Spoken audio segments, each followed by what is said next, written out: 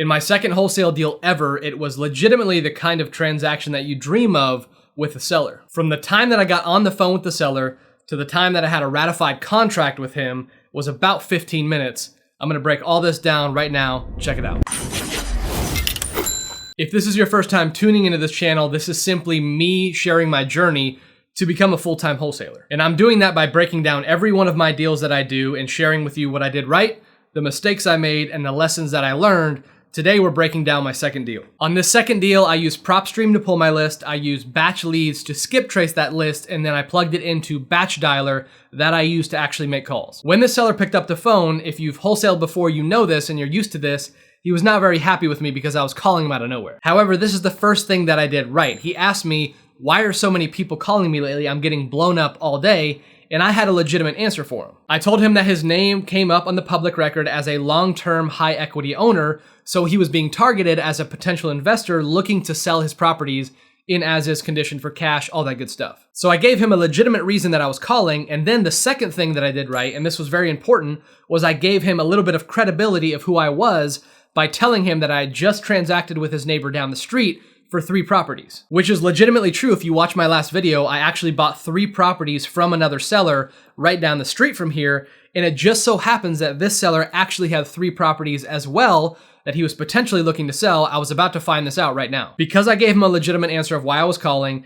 and I told him that I just bought in the neighborhood, the next thing he said was, well, how much did you pay for him? So obviously at this point, I've built enough of a relationship that I can have a conversation with him. And I told him I bought around the 160, 175 range. And he said that was probably a range that he would be comfortable selling his properties at. Now we just need to negotiate. So I asked him if I could get off the phone with him, run a few comps, and give him a call back. And that's exactly what I did. So I ran super quick comps, took me about 5 minutes. I called him right back and I offered him $160,000 for his properties.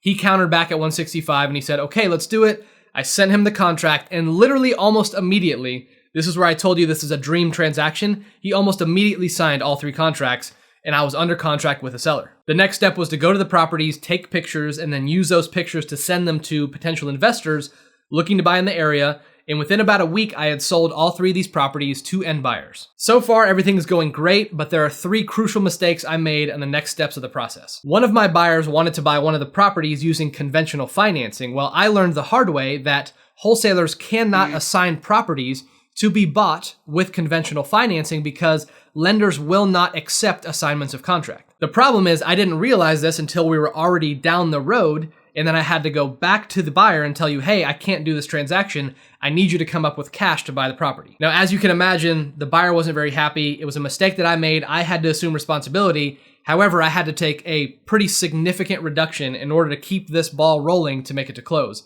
because I had 2 other properties that I needed to close all 3 of these at the same time. Is what it is. That was one major mistake. The second mistake I made was, of these 3 properties, 2 of them were in pretty good condition and 1 of them was in really, really bad condition. Now, the mistake I made was I was afraid to go back and ask for a reduction on the property's price because I had 2 wrapped up, I already had buyers, and I was on the way to close.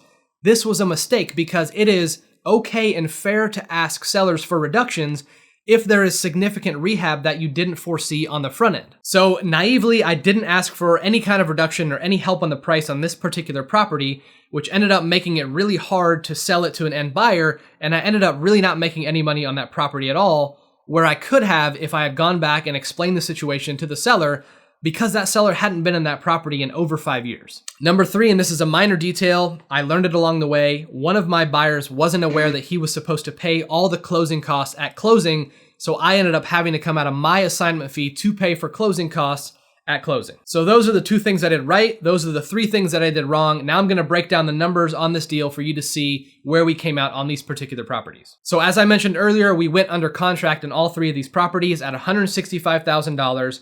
I ended up selling all 3 of these to end buyers for a total of $183,475, which gave us a net income of $18,475. So obviously this was an awesome transaction. We were able to help the seller get out of their properties. We were able to help 3 investors get great investment properties. Now let me break down 4 of the major lessons that I learned in this process. Number 1, always have legitimate answers for your sellers. They have to know right off the bat what value you're adding to them, or even simply, why are you calling them? Number 2, make sure all of your end buyers are aware that they need to buy the properties with cash. So that's either legitimate cash, lines of credit, or hard money loans. Number 3, it's okay and fair to ask for reductions on properties if they are in abnormally bad condition, or if the details that you got on the front end with the seller are very different than the details you get when you actually go inspect a property.